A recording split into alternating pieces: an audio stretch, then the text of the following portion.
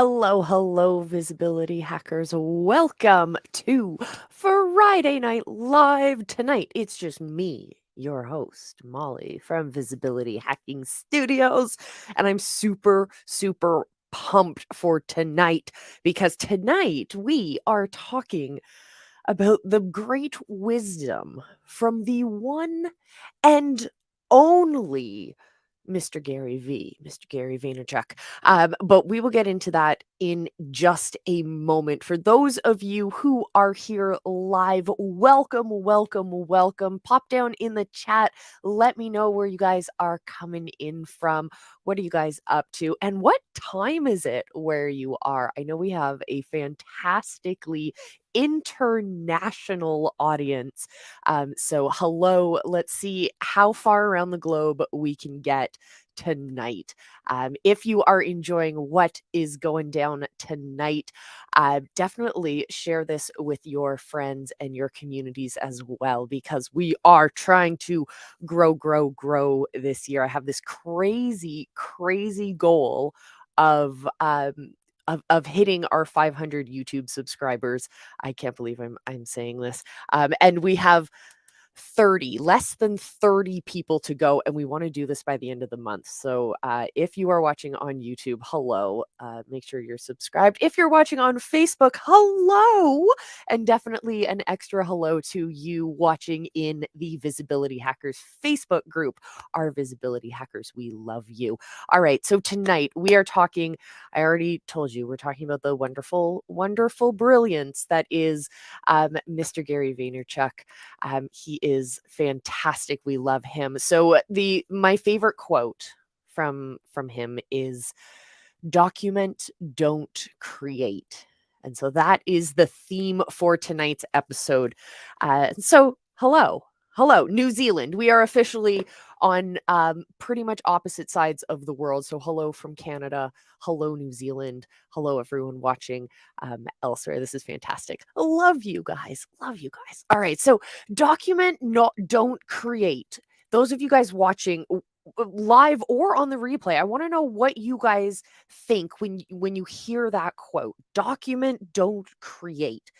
We like to talk about content. So we're thinking about utilizing content across however many platforms, whatever platforms. How can we utilize creating content across those platforms to increase our brand awareness, to find new audiences, but then also to bring them into our world, right? So find the audience, attract them to us. And then how do we nurture those relationships to the point that they are comfortable with buying something from you, with the sale? You know, we've heard of the know, like, and trust process. How do we get them through that process? So that's what we're going to talk about tonight. Document, don't create.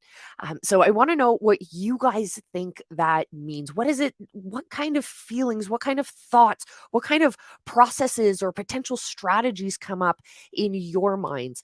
Because tonight, what we're going to talk about is we'll talk a little bit more about what document, don't create means and what we interpret that to mean here in the visibility hacking world.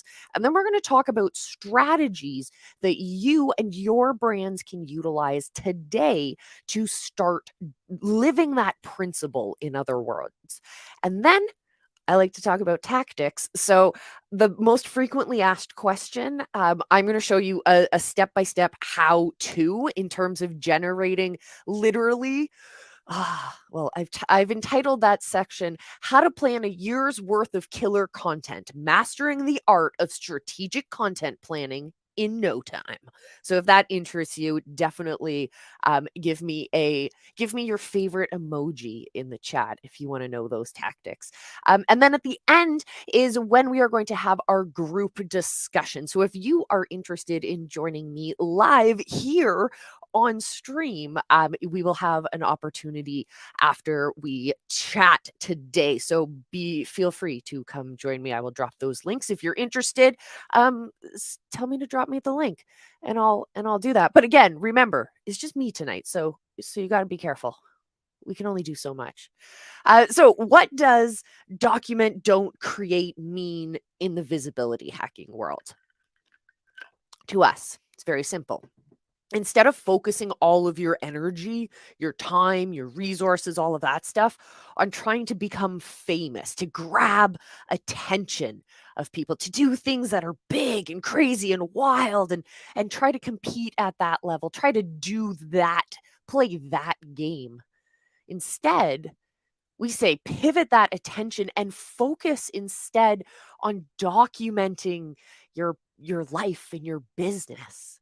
Because when you do that in a transparent way, you are able to show your audience what it's really like with you, to work with you.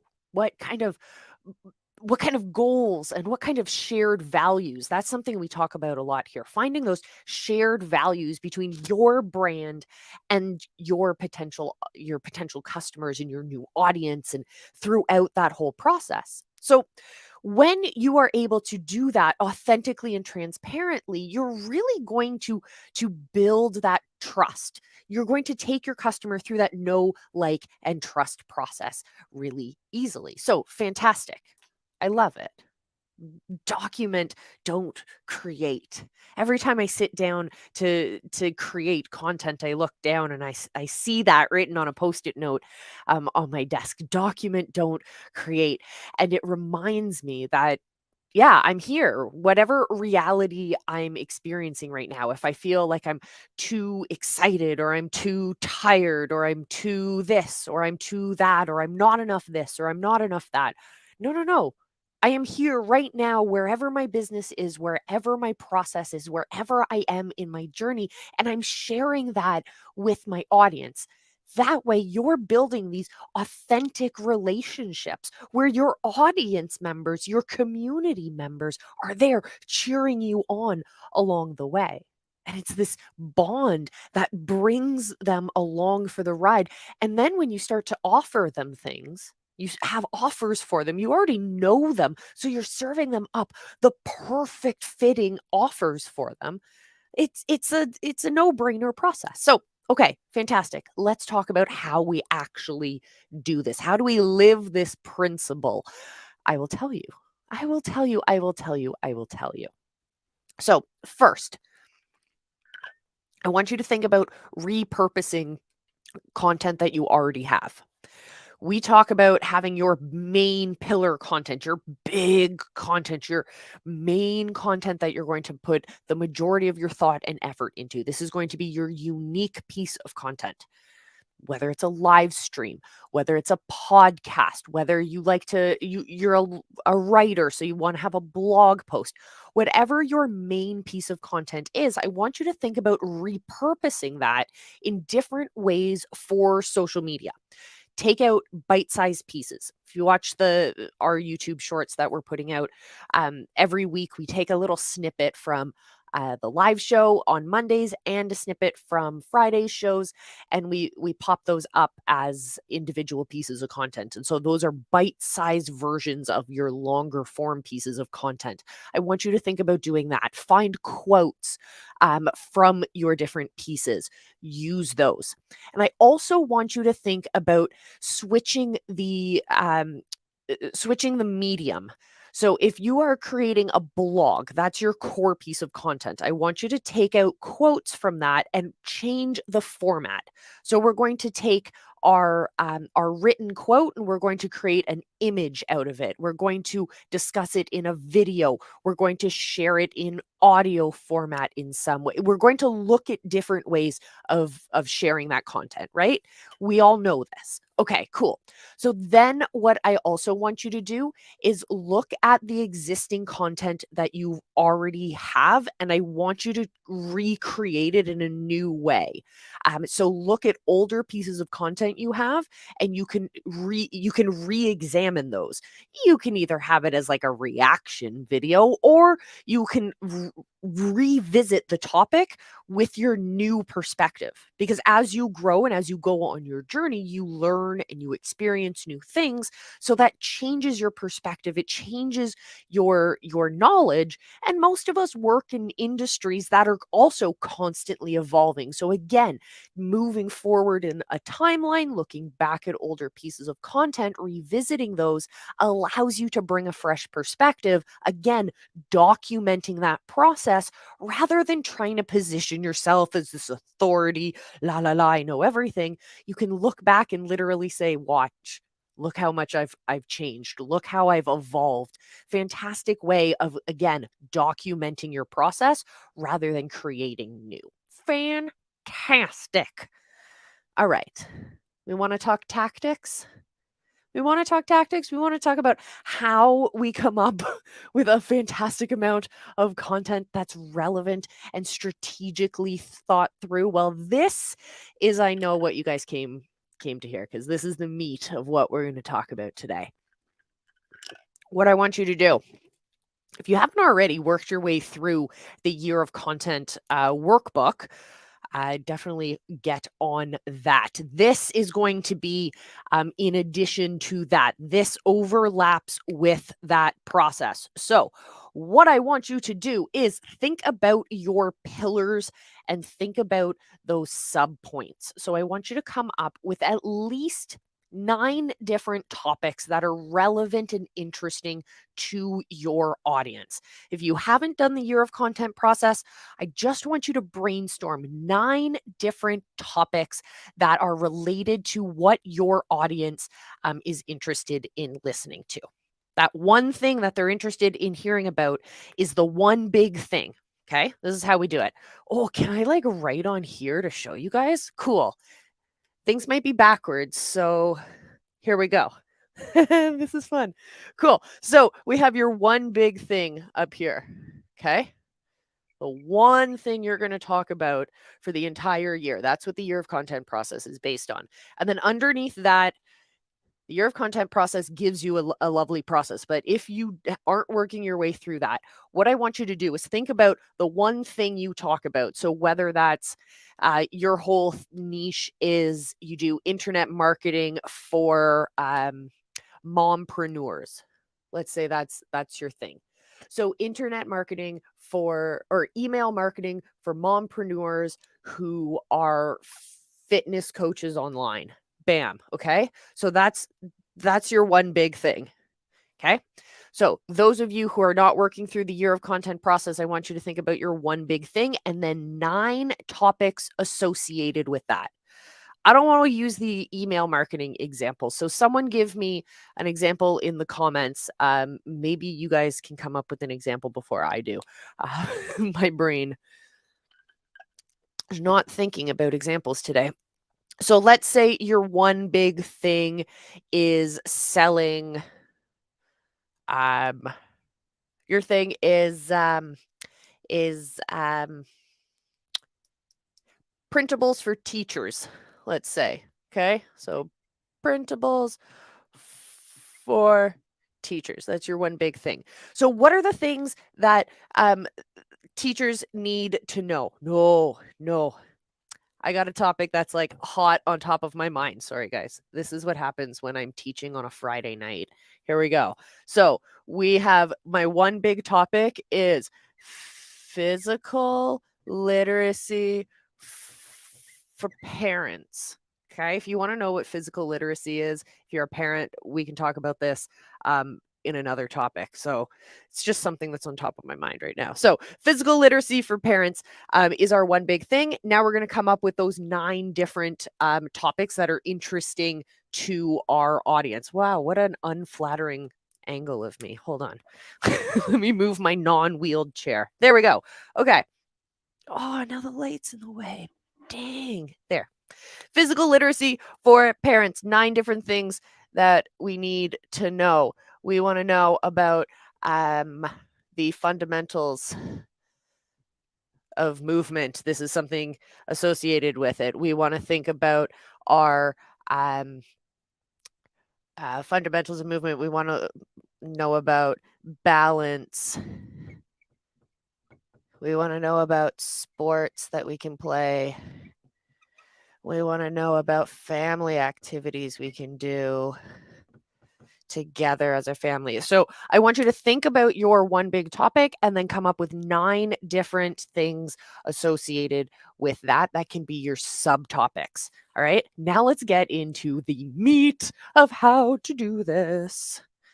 All right. Here we go. Let's get back centered. Hey. All right. So I want you to do this. It's really difficult. So we're going to do this together. I got your back. So you're going to take your topics. Okay.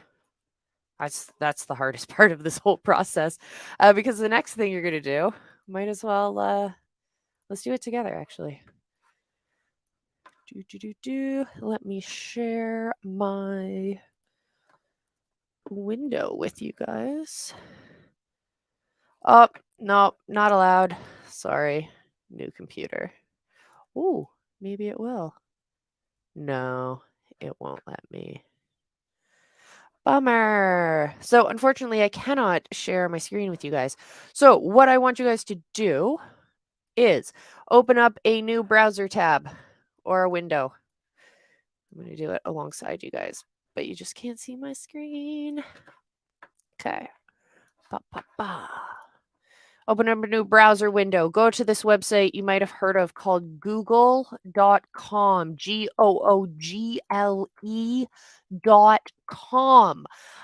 It's a new up and coming website search engine. Okay, so in the Google search box, I want you to type in one of those 9 subtopics that you came up with. So we're going to talk about the fundamentals of movement.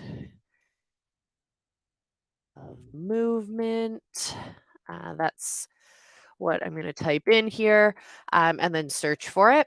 And then I want you to scroll down to the part that says people also ask. This is a fantastic tool. Google looks back at what other people are searching for that are using the same keywords. So if you are an SEO fan, you want to learn how to use more keywords, show up in more search things. This is another tool that you want to keep an eye on, that can help you expand your keywords that you're using. So here we go. So you go down to the people who ask section, and now you're going to have additional questions of that people are actually searching for. So for me, I typed in fundamental movement skills. So I have what are the 12 fundamental movement skills. So I'm going to go over to the right-hand side of that question, and you're going to see a down arrow. Click that little down arrow. It's going to expand the questions. You can read a little bit if you want to, but you just have to quickly go down and then scroll it back up, and you'll see that it's actually added more questions to that queue. So I want you to go through these, and open and close a whole, like all of them. And you'll start to get more and more questions. And I want you to do this until you have reached the end of the list, or until you have like 20, 30, 40. You can keep going if you want, depending on how good the questions are. So I'm just going to keep going here, because what I find is if it starts out with a whole lot of responses that are pretty much the same question, the same question people are asking. It's just that the number is different. So for example, my first bunch of questions here are: what are the 12 fundamental movement skills? What are the 5 fundamental movement skills? What are the 7? What are the 13? What are the 8? Etc., etc. So I find that if that is what the first bunch of responses that you find look like, just keep going until you start to get questions that are of a different format, and then make sure that you're going through all of those different questions, opening and closing those responses in order to generate different questions in your list. So you're going to see You might also see what I'm seeing, where I have a phrase like fundamental movement skills. That's one of my 9 subtopics. It's actually presented later on in my list as just the letters FMS. So that is a different keyword that's still within that same customer intent in terms of what people are searching for. So search intent, I should say. So you keep going through until you generate a whole bunch of questions. And then you can use those questions to then generate your regular content. This is where you can then reflect on what are the responses to the questions that people are genuinely interested in. They're so interested in them, in fact, that this is what they are searching for. So that is the very simple, absolutely free way of generating a ton of content ideas, and then just go ahead, plug them into whatever content schedule you're using. You can also do this in Canva. You can create your different tools. But yeah, very simple way of coming up with a whole ton of content ideas in no time. So heck yeah. So that, my friends, is what I got for you today. Yeah, that's what I got for you guys today. So if you would like to come on and discuss with our group discussion, I will go about sharing that link. Just give me a moment, because we are going to share a couple of different um, strategies you guys can use. Join us live. There is the link, my friends.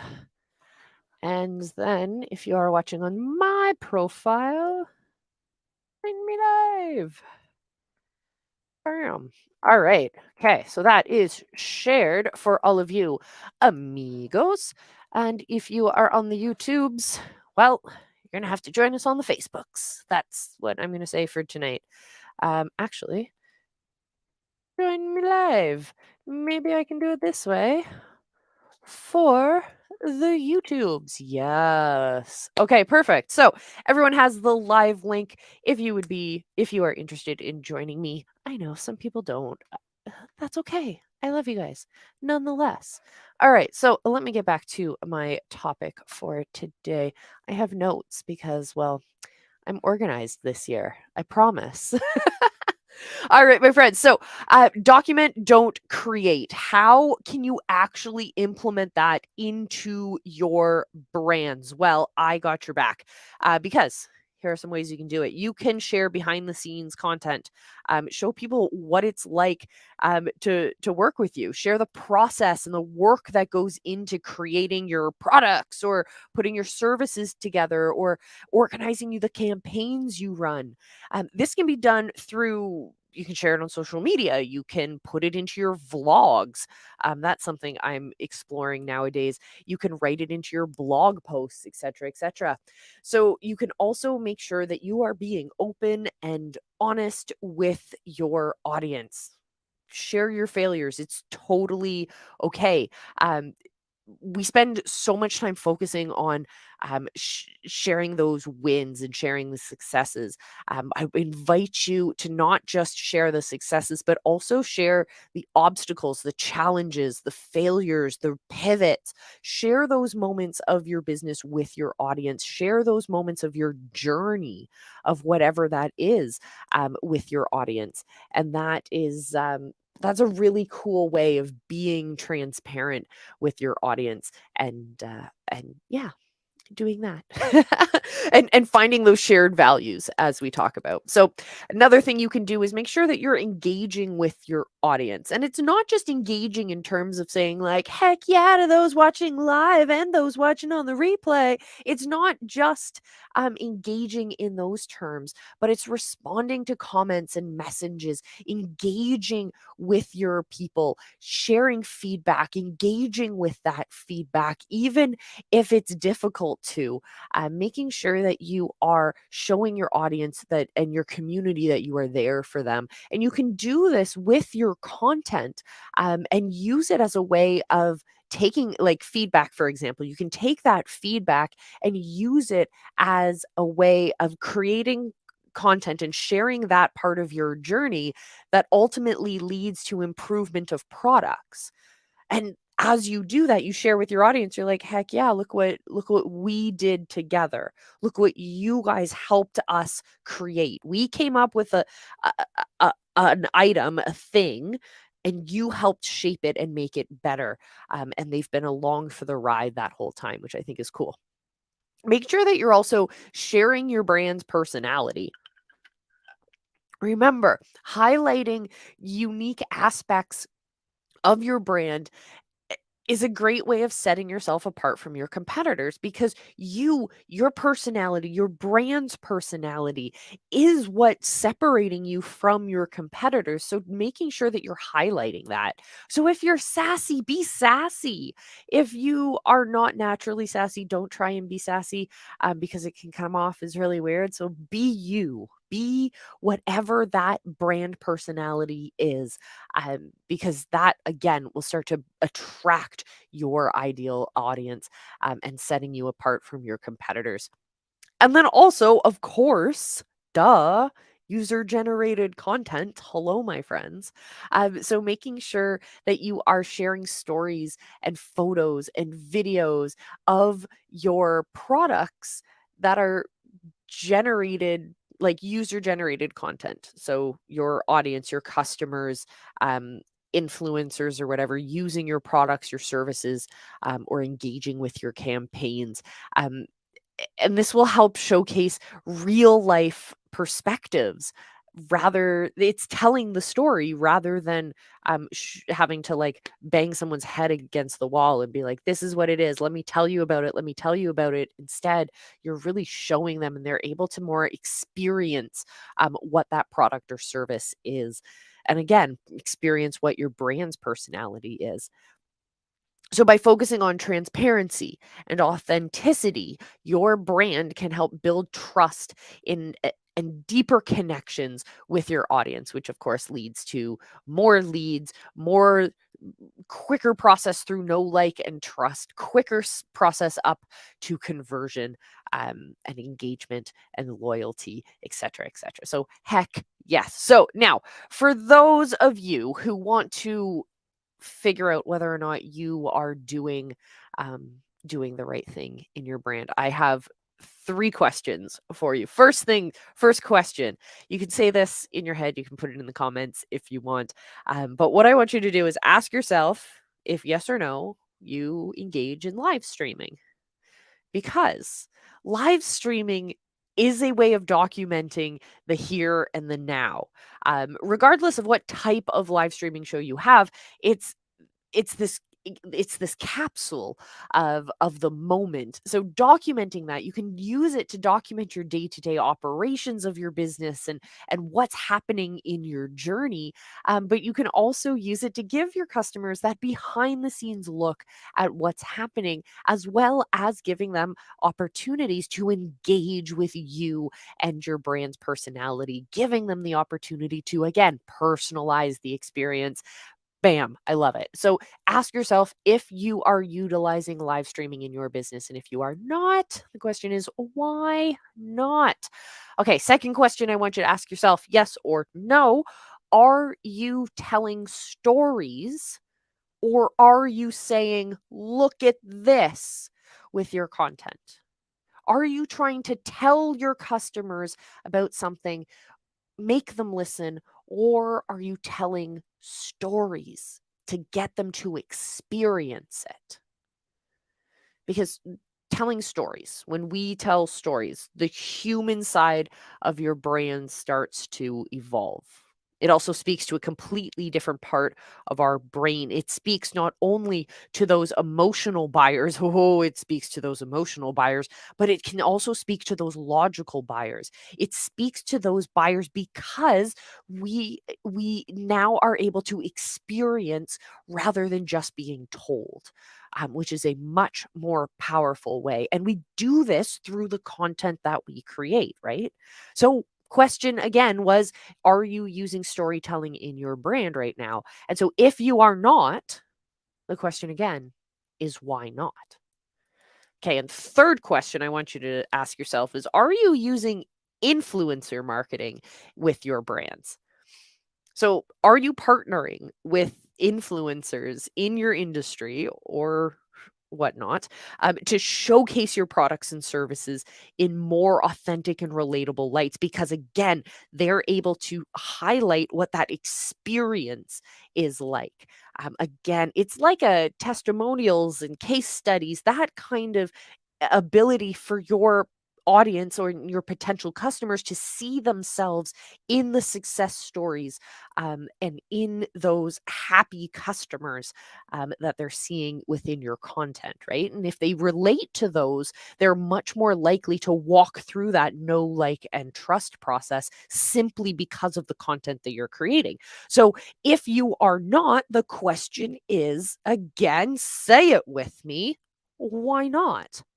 So, those, my friends, are my tips, my tricks, my strategies, and my behind the scenes super free way of generating.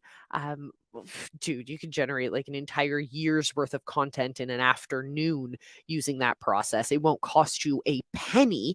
And it's a strategy that's targeted towards what people are actually looking for. And oh, another bonus to it, it's SEO built for SEO. Anyways, those are my that's what I got to say to you guys tonight. In other news, we started the Business Building Book Club's fourth season, I think it is. Third, fourth season, something like that. Um, and I absolutely love it. So we are reading the YouTube formula from the one and only Daryl Eves. He works with such influential small creators as Mr. Beast, for example.